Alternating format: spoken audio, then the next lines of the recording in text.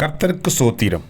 இன்றைய வேத வசனம் யாத்ராகமம் 23 அதிகாரம் 25 உங்கள் தேவனாகிய கர்த்தரையே சேவிக்க கடவீர்கள்.